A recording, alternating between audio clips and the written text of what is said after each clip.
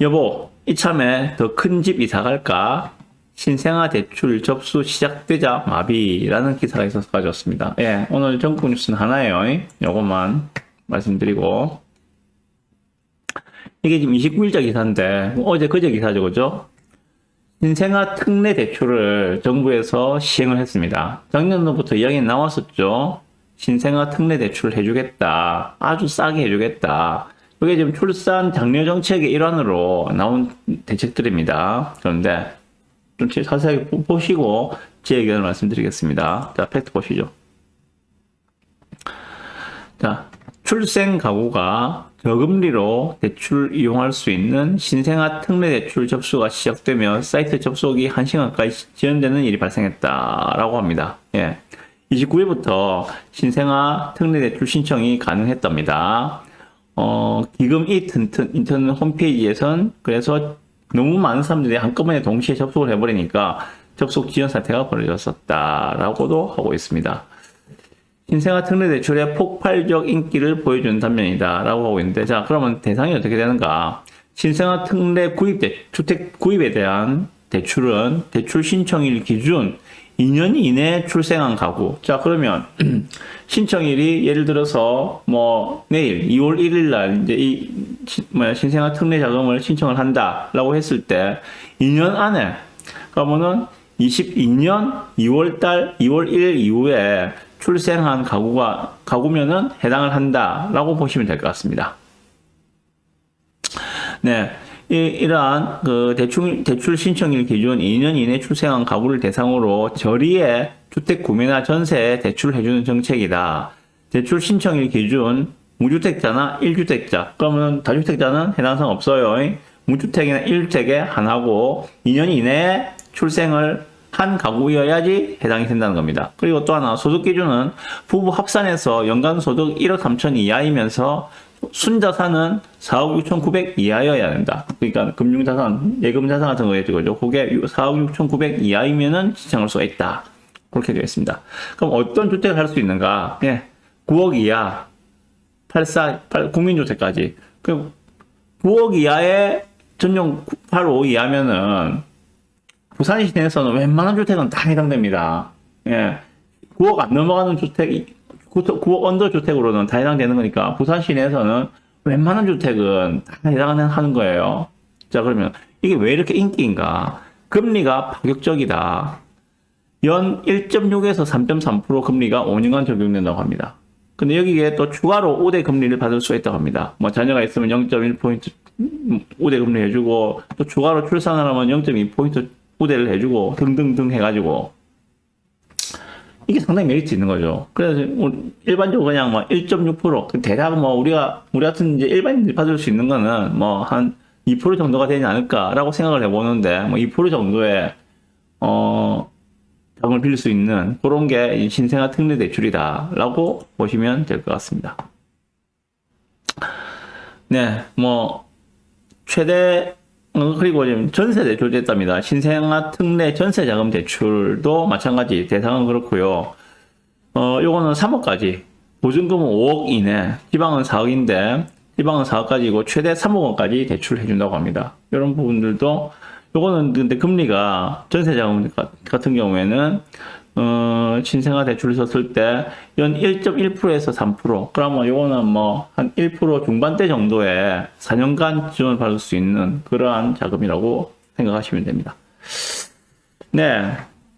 지금 이제 요게 실제로 나와 있는 기사입니다. 팩트고, 여기에 대해서 제 의견을 좀 말씀드리겠습니다. 예. 신생아 특례 대출 최저금리 연 1.6%에 관심이 많이 집중되고 있는 것 같아요. 이제 왜 그런가? 현재 주담대 최저금리는 얼마인가 하면은, 현재 주택담보대출 최저금리는 3.6, 3.7, 3.8, 그 정도 보시면 돼요. 3.6에서 3.8 정도. 거기에 이제 뭐, 부수 조건들이 좀 다른 게 있잖아요. 그죠? 뭐, 카드 얼마 써야 되고, 그런 거 있잖아요. 그죠? 예. 그런 것들 충족하면은 뭐, 3.6, 뭐, 3.7% 정도까지 내려오는 걸로 제가 확인했습니다. 네, 그러면, 현재 주택담보대출 최저금리보다 거의 2%가 저렴하다는 겁니다. 1.6%를 봤을 때 신생아 특례 대출 최저금리 1.6%를 봤을 때 지금 대출하는 것보다 2%가 저렴하다. 그래서 사람들이 지금 많이 열광을 하고 있다. 라는 생각이 들고요. 그래서 이런 부분들은 정부에서 특혜를 주는 거잖아요. 그죠? 정부에서 물론 뭐 저출산 대책의 일환으로 나왔습니다만은 작년이나 재작년에 출산을 한 그러한 그 가정에서는 이런 부분들 좀 적극 활용하시는 게 좋겠다. 특례를 주는데 안 쓸 이유가 없잖아요. 그죠? 한마디로 뭐 못하는 말로 이거 돈을 빌려가지고 예를 들어서 그죠? 예. 내 집 마련에 든든한 그 진짜 버팀목이 될 수 있는 그러한 대책이라 생각이 듭니다. 그래서 저는 대상이 안 되지만은 대상이 되시는 분들은 적극 활용하셔서 내 집 마련에 그 쓰시면 좋겠다. 그리고 여기서 이야기하고 있는 뭐 대출금리 1.6%는 최저금리이고 뭐 대충 한 1.8에서 2% 정도 되겠죠. 그 정도라도 지금 금리에 비하면 매우 저렴한 거의 절반 수준이거든요. 꼭 활용을 하시고 그리고 가액이 9억이 됐습니다. 가액이 9억이면은 부산 시내에서는 웬만한 84 다 살 수 있는 금액입니다. 꼭 활용하셔서 내 집 마련에 그 도구로 활용하셨으면 좋겠습니다. 자, 그리고 하나 더 생각하실 게 뭔가면 지금 이렇게 신생아 특례 대출에 열광하는 이유는 뭐 간단하죠. 금리가 싸기 때문에, 금리가 저렴하기 때문에 열광을 하는 겁니다. 자, 그러면 결국 금리가 내려온다면은 현재의 대출 기준금리, 주담대금리, 주택담보대출금리 뭐 3.7, 3.8 여기서 예를 들어서 1% 더 내려왔다. 2% 중반대로 대출금리가 내려온다면은 수요는 차고도 넘친다는 겁니다. 지금 요게 1.6%를 하는데 거의 뭐 2% 언더라 볼 수 있겠죠. 예, 여기에 지금 이렇게 사람들이 열광을 하고 사이트가 마비될 정도로 한꺼번에 몰렸다는 거는 금리가 낮기 때문인데 지금 기준금리보다 만약에 1%가 더 내려간다면은 그래서 대출금리가 3.7, 3.8이 아니라 2.7, 2.8이 된다면은 수요는 차고도 넘칠 것이다.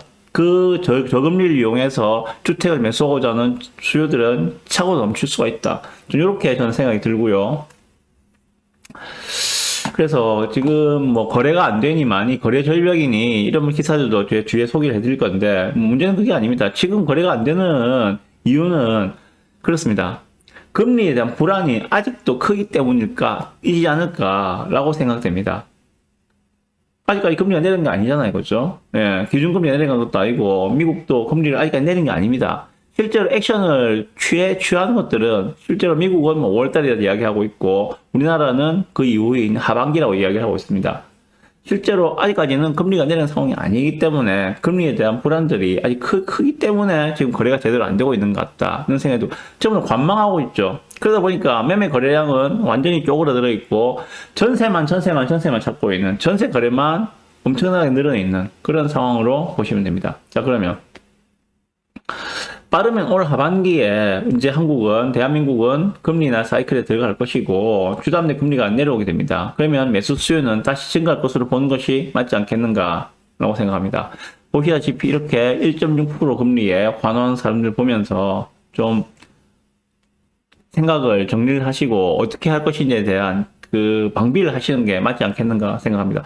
결국 선택은 본인의 몫입니다. 어떤 선택을 하든 그건 본인의 몫이에요. 향후에 금리가 안 내려가고 최소한 2년 이상 고공행진을 할 거야 라고 생각하시면 전세를 선택하세요. 아니면 내년 이맘때쯤에는 지금보다 금리가 1년 뒤에는 내년 이맘때쯤에는 지금보다 금리가 1% 이상은 낮아질 거야 라고 생각한다면 매수를 심각하게 고려하시기 바랍니다. 네.